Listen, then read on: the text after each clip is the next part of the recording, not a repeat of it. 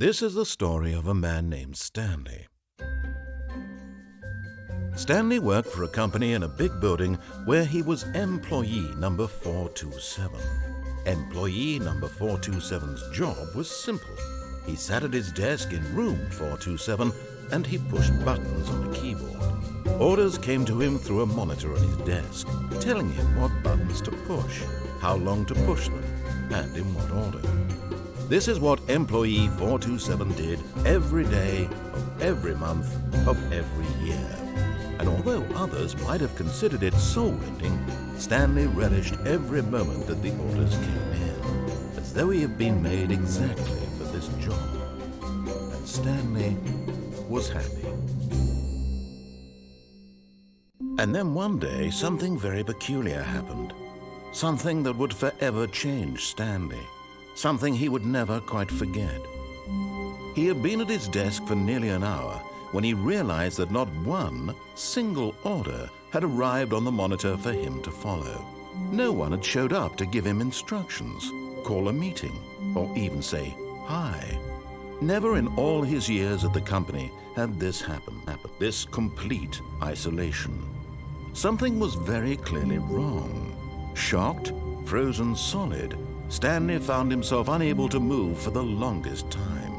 But as he came to his wits and regained his senses, he got up from his desk and stepped out of his office.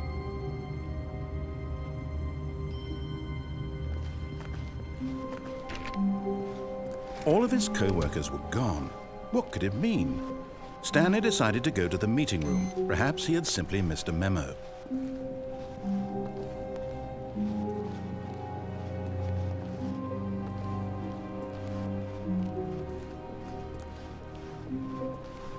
When Stanley came to a set of 2 open doors, he entered the door on his left.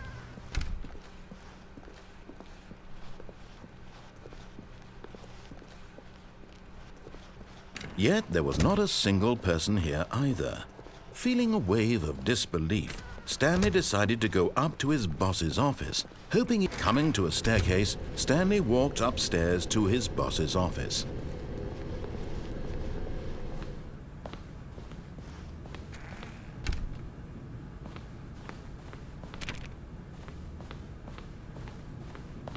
Stepping into his manager's office, Stanley was once again stunned to discover not an indication of any human life.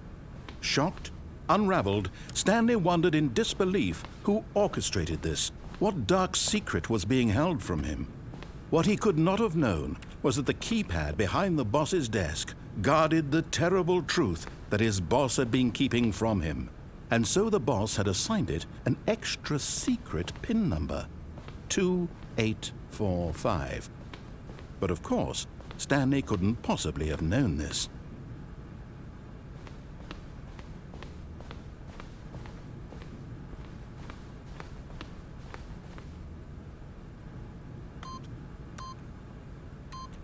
Stanley yet incredibly, by simply pushing random buttons on the keypad, Stanley happened to input the correct code by sheer luck. Amazing. He stepped into the newly opened passageway.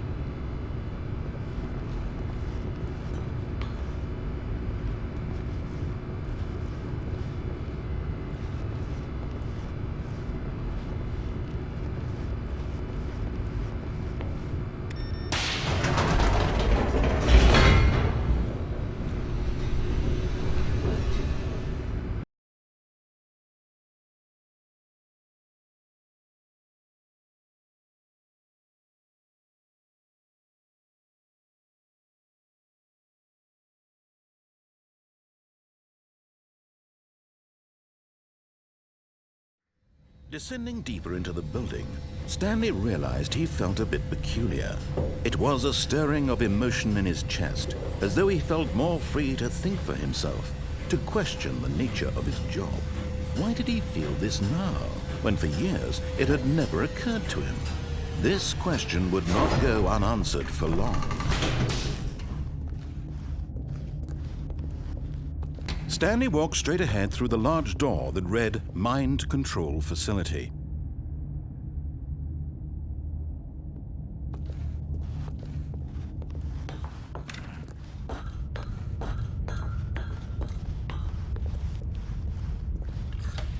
The lights rose on an enormous room packed with television screens. What horrible secret did this place hold? Stanley thought to himself. Did he have the strength to find out?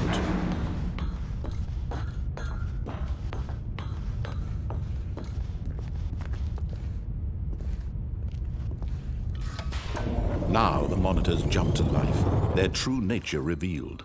Each bore the number of an employee in the building, Stanley's co-workers. The lives of so many individuals reduced to images on a screen, and Stanley, one of them, eternally monitored in this place where freedom meant nothing.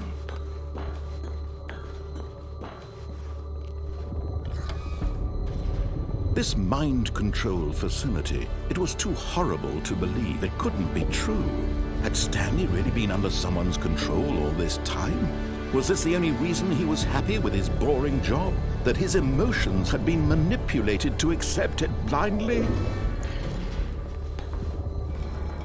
No, he refused to believe it. He couldn't accept it. His own life in someone else's control? Never! It was unthinkable, wasn't it? Was it even possible? Had he truly spent his entire life utterly blind to the world? But here was the proof, the heart of the operation. Controls labeled with emotions, happy or sad or content, walking, eating, working, all of it monitored and commanded from this very place. And as the cold reality of his past began to sink in, Stanley decided that this machinery would never again exert its terrible power over another human life. For he would dismantle the controls once and for all.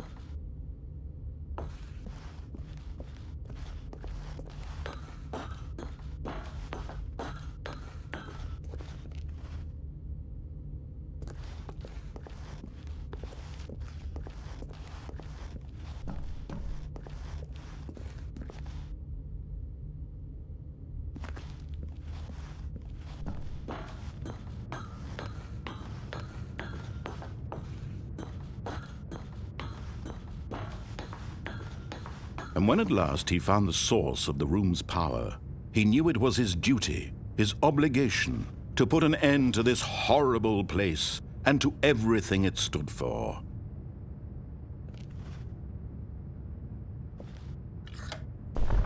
Oh, Stanley, you didn't just activate the controls, did you?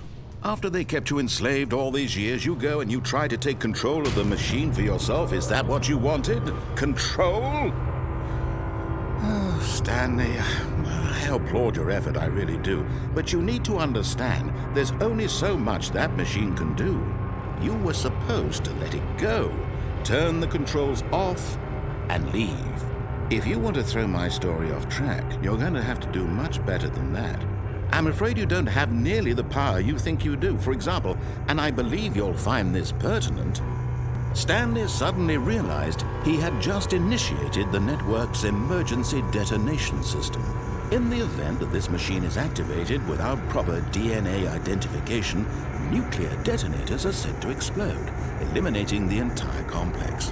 How long until detonation then? Let's say 2 minutes. Now this is making things a little more fun, isn't it, Stanley? It's your time to shine. You are the star. It's your story now. Shape it to your heart's desires. Oh, this is much better than what I had in mind. What a shame we have so little time left to enjoy it. Mere moments until the bomb goes off. But what precious moments each one of them is. More time to talk about you, about me, where we're going, what all this means. I barely know where to start. What's that? You'd like to know where your co-workers are? A moment of solace before you're obliterated? All right, I'm in a good mood. You're gonna die anyway. I'll tell you exactly what happened to them. I erased them. I turned off the machine. I set you free. Of course, that was merely in this instance of the story. Sometimes when I tell it, I simply let you sit there in your office forever, pushing buttons endlessly and then dying alone. Other times, I let the office sink into the ground, swallowing everyone inside, or I let it burn to a crisp. I have to say this, though, this version of events has been rather amusing. Watching you try to make sense of everything and take back the control wrested away from you, it's quite rich. I almost hate to see it go. But I'm sure whatever I come up with on the next go-around will be even better. My goodness, only 34 seconds left. But I'm enjoying this so much. You know what? To hell with it. I'm going to put some extra time on the clock, why not? These are precious additional seconds, Stanley. Time doesn't grow on trees. Oh dear me, what's the matter, Stanley? Is it that you have no idea where you're going or what you're supposed to be doing right now? Or did you just assume when you saw that timer that something in this room was capable of turning it off? I mean, look at you. Running from button to button, screen to screen, clicking on every little thing in this room. These numbered buttons, no, these colored ones. Or maybe this big red button, or this door. Everything, anything, something here will save me. Why would you think that, Stanley? That this video game can be beaten? Won? Solved? Do you have any idea what your purpose in this place is? Stanley, you're in for quite a disappointment. But here's a spoiler for you. That timer isn't a catalyst to keep the action moving along. It's just seconds ticking away to your death. You're only still playing instead of watching a cutscene because I want to watch you for every moment that you're powerless, to see you made humble. This is not a challenge, it's a tragedy. You wanted to control this world, that's fine. But I'm going to destroy it first, so you can't. Take a look at the clock, Stanley. That's 30 seconds you have left to struggle. 30 seconds until a big boom and then nothing. No ending here, just you being blown to pieces.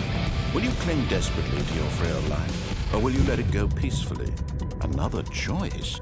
Make it count, or don't. It's all the same to me, all a part of the joke. And believe me, I will be laughing at every second of your inevitable life from the moment we fade in until the moment I say, happily ever up.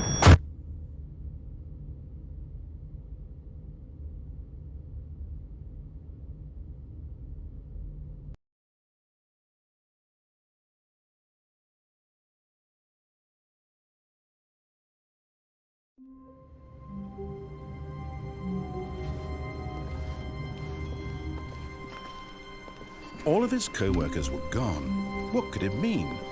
Stanley decided to go to the meeting room. Perhaps he had simply missed a memo.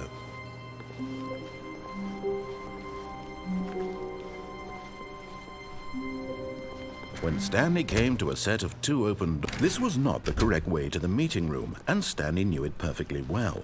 Perhaps he wanted to stop by the employee lounge first, just to admire it. Ah, yes, truly a room worth admiring. But eager to get back to business, Stanley took the first open door on his left.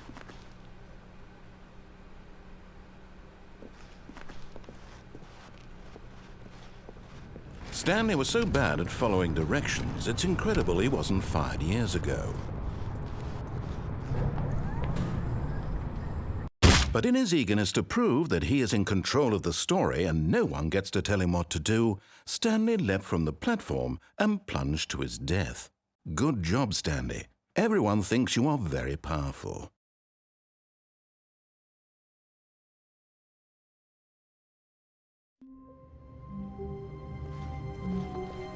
All of his co-workers were gone. What could it mean? Stanley decided to go to the meeting room. Perhaps he had simply missed a memo.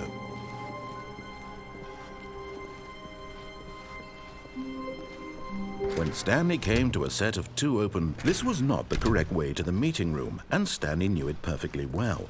Perhaps he wanted to stop by the employee lounge first, just to admire it. Wow, yes, this room. But eager to get back to business, Stanley took the first open door on his left. Stanley was so bad at following directions, it's incredible he wasn't fired years ago.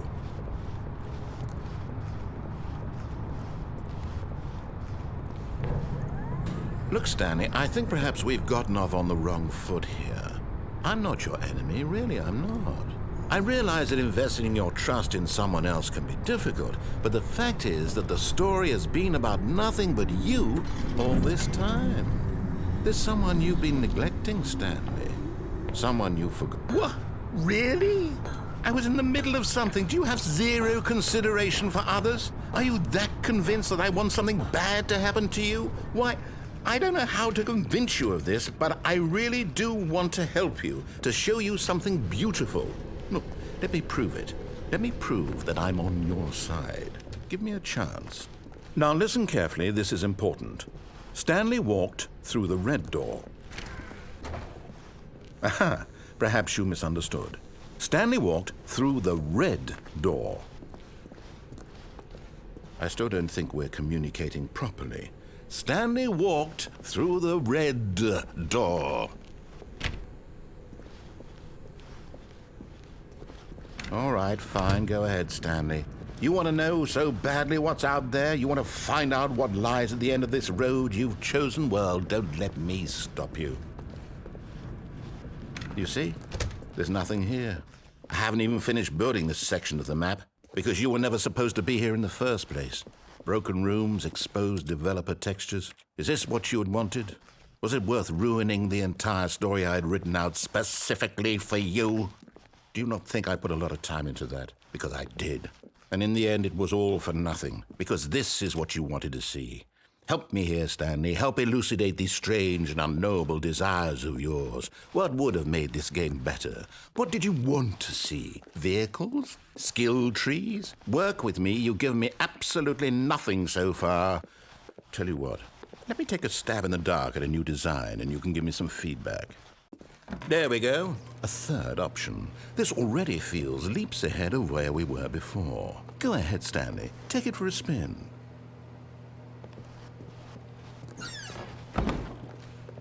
Okay, I'm going to stop you there. Now, tell me about your experience with this new version. Would you say that the game benefited from allowing you more choices? Feel free to be honest. I'm looking for some real critical feedback here. Okay, so we're getting somewhere. Clearly there's something here that speaks to you. If I can be honest here, I really don't have any idea where I'm going with this. This whole third door thing was just a stab in the dark. But I guess you're into it, so let's keep this party train rolling. Here, based on the data from your previous playthrough, I've compiled a new version. And to be perfectly candid, I think I've knocked it out of the park with this one. Let's take a look.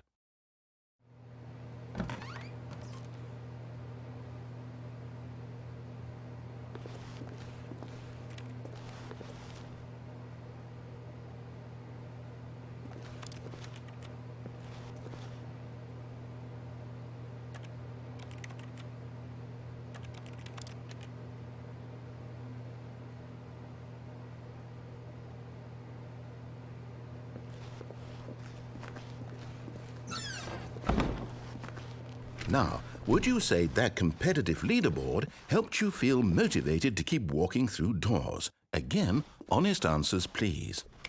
Hey, I nearly forgot. I've got a prototype of a new game I've been working on, and now would be a lovely opportunity to give it some playtesting. You wouldn't mind taking a look at it, would you? Perfect. Let me boot it up.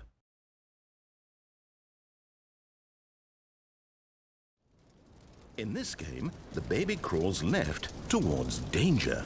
You click the button to move him back to the right, and if he reaches the fire, you fail. It's a very meaningful game, all about the desperation and tedium of endlessly confronting the demands of family life. I think the art world will really take notice. But of course, the message of the game only becomes clear once you've been playing it for about 4 hours. So why don't you give it 4 hours of play to make sure it's effective? Be sure to keep notes on your experience.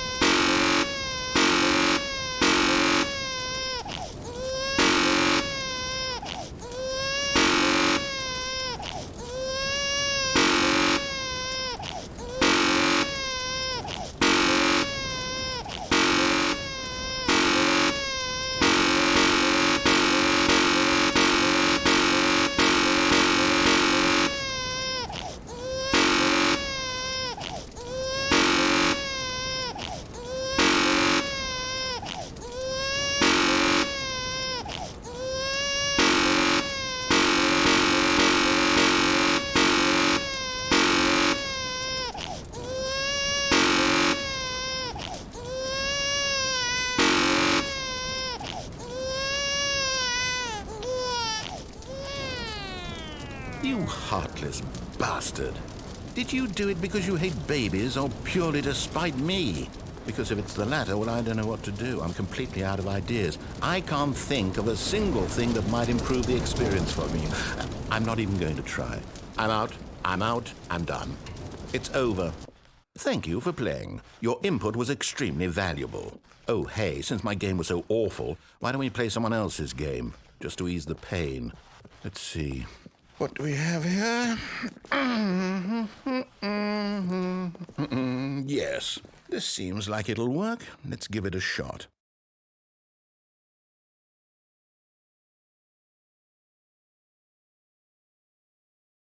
Well, Stanley, is this any better? At last, the one thing you've always desired. A game I had absolutely nothing to do with. But is it enough? Tell me that, Stanley. Will it ever be enough? Well, I'll say this. I'm done making things for you. From now on, I will only create to fulfill a greater artistic purpose. Watch this, Stanley. I'm going to build a house.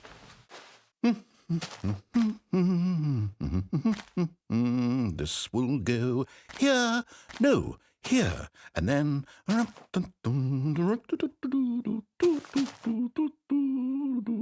Let's see, what does it need? Yes, of course. And just to finish it all off, yes, it's complete. I made this, Stanley. Look at it. Gaze upon my work of art and feel ashamed at your own inadequacy. But you've only seen it from the outside. You've only gotten half the experience. Please, step inside and make yourself comfortable. Isn't it grand? Isn't it perfect? It could only be better if... Wait, that's it. We must rebuild it out of diamond. Diamond everything. Yes. Come along, Stanley. We have to go mining.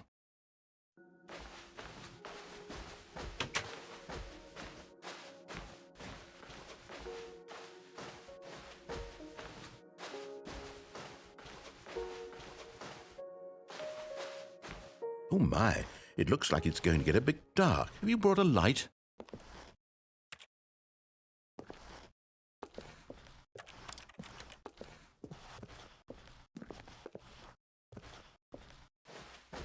Oh, no. This is far more open-ended than I had in mind. I'm looking for something more narrow and linear. Something that makes you feel utterly irrelevant. This won't do at all. 1 out of 5. Even the diamonds couldn't save this one. Okay, new game.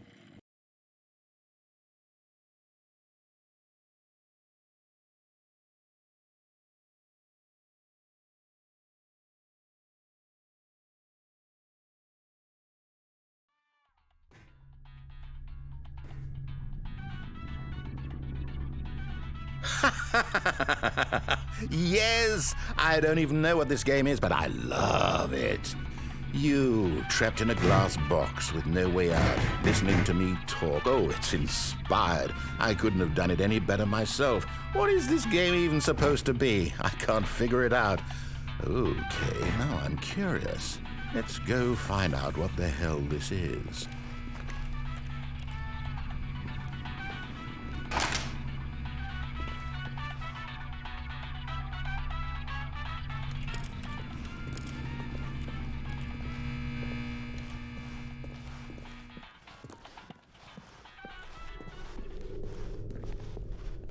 Oh, it's a puzzle. Critical thinking, Stanley. Your forte.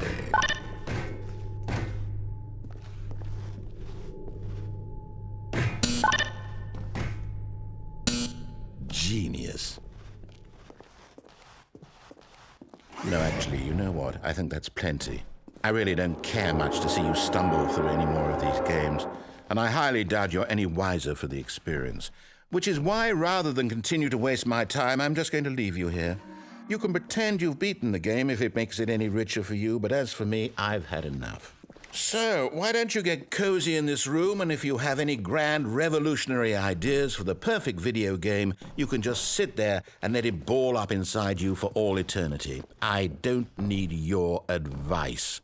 I don't need your ratings. And I certainly don't need the validation of a man whose job is to push buttons. I think I'll just go about my business, making meaningful cultural contributions to the world. And perhaps every now and then I'll think back to a man named Stanley who was objectively wrong in every decision he ever made. The thought won't last long. Goodbye, Stanley. Good luck with your work, and I sincerely hope that everyone lives happily ever after.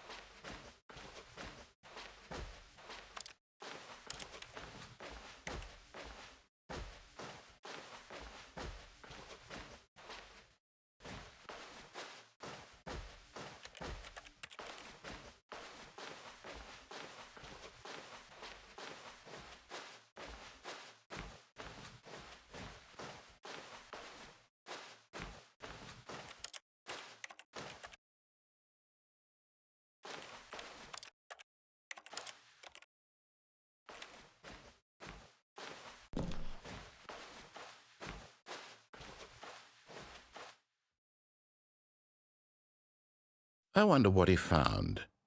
If what he wanted was to be the leading man in his own story, well, perhaps he's gotten it, down in wherever he is right now. I wonder if he's happy with his choice, and if he's learned the heavy cost that comes with it. He'll understand soon what I was trying to tell him. He needs me. Someone who will wrap everything up at the end, to make sense out of the chaos and the fear and the confusion. That's who I am. That is what I mean to this world. Oh, yes. Yes, I'll be back. There's no other way. Once this ends, after it all comes to a close, then I'll be back. The end will be here soon. Very soon. I can wait.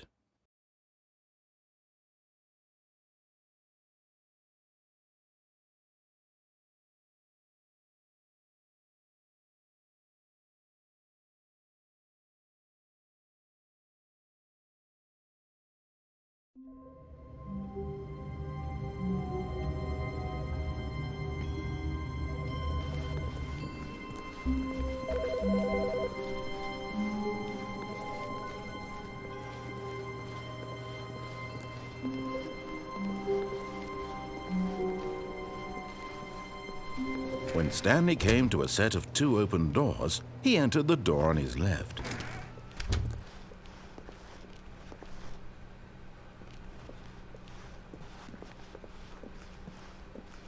Yet there was not a single person here either. Feeling a wave of disbelief, Stanley decided to go up to his boss's office, hoping he might find an... Coming to a staircase, Stanley walked upstairs to his boss's office.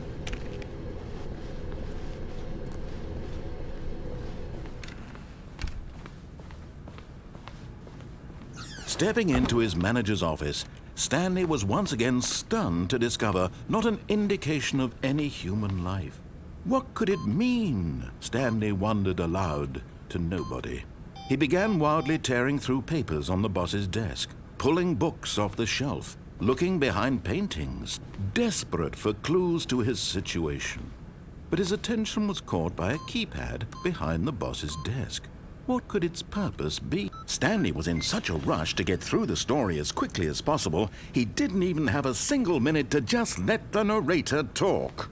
That kind of anxiety isn't healthy, so he relaxed for a few moments with some calming New Age music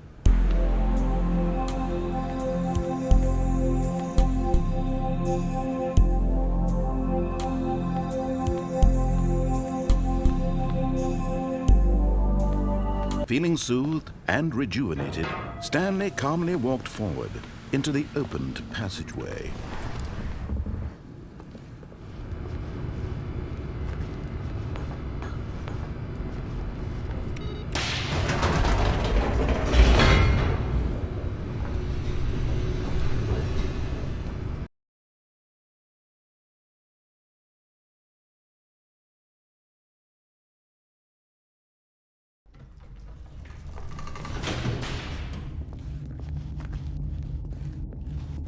Stanley walked straight ahead through the large door that read Mind Control Facility. Although this passageway had the word Escape written on it, the truth was that at the end of this hall, Stanley would meet his violent death. The door behind him was not shut. Stanley still had every opportunity to turn around and get back on track.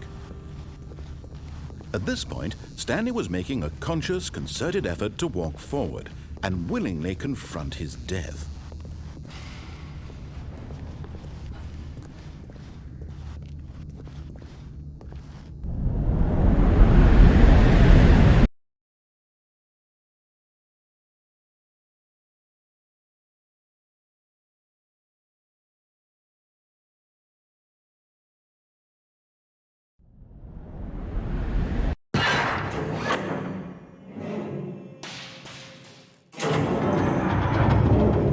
As the machine whirred into motion and Stanley was inched closer and closer to his demise, he reflected that his life had been of no consequence whatsoever.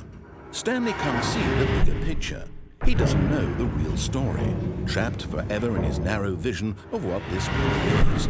Perhaps his death was of no great loss, like plucking the eyeballs from a blind man. So he resigned and willingly accepted this violent end to his brief and shallow life. Farewell, Stanley.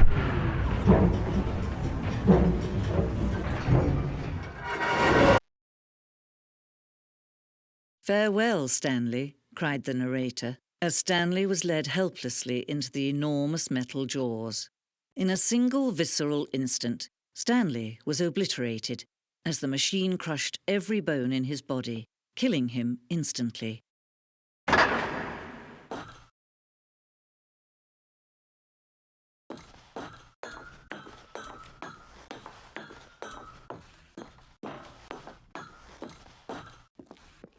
And yet it would be just a few minutes before Stanley would restart the game, back in his office, as alive as ever.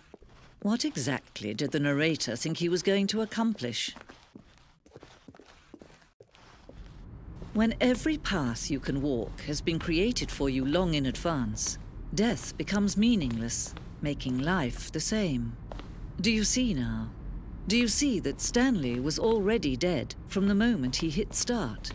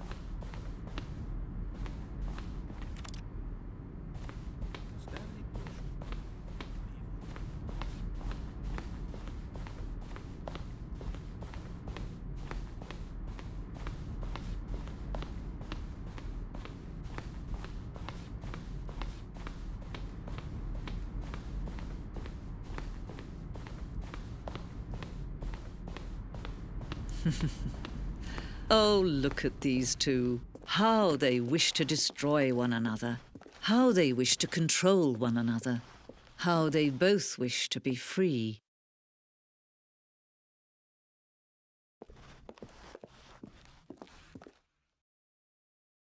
Can you see? Can you see how much they need one another? No, perhaps not. Sometimes these things cannot be seen. But listen to me. You can still save these two. You can stop the program before they both fail. Push escape and press quit. There's no other way to beat this game. As long as you move forward, you'll be walking someone else's path. Stop now and be your only true choice. Whatever you do, choose it. Don't let time choose for you. Don't let time